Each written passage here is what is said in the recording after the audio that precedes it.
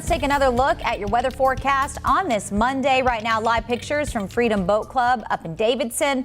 Meteorologist Chris Mulcahy joins us now with everything you need to know about your forecast. Chris.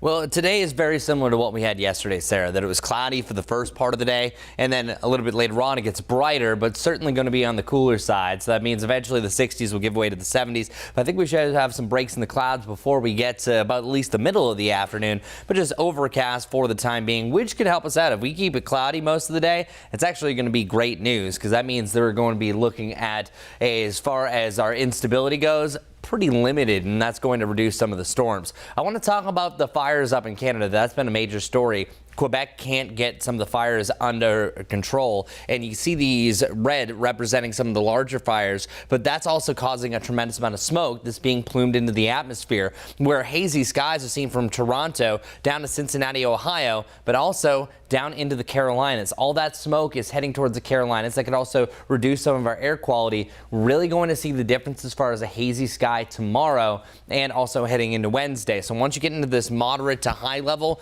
you notice a difference. So even under a blue sky, you might see a little bit of that haze across the sun. So keep that in mind through the middle of the week. High temperatures today, as long as we see that sunshine, we'll hit 80 degrees, but I might have to bring this down through our show if the clouds don't look like they're going to break. So bank on the 70s, but 80 degrees looks to be the top across the area. The big story about today, the storms later on this evening. Let's get right to it. So we have a low chance for severe storms. We have a front that's pushing into the area that's going to feed off the little moisture that we have. That's going to flourish some showers and storms. If you're familiar with what happened on Saturday evening, a very similar setup there. A front moves in the area. As it pushes in, it'll start to spawn some showers and storms. Now, we hit 90 degrees that day, so it was a lot more unstable, but we're still going to see a couple of storms turn into multiple storms. These are called multi-cluster storms, where multiple start to form together, and I think that's exactly what you can expect. Charlotte, really anywhere between about 6 to 9, you can even live to about 7 to 9 is your best possibility. Once you get to about 10 to midnight, everything is starting to wind down,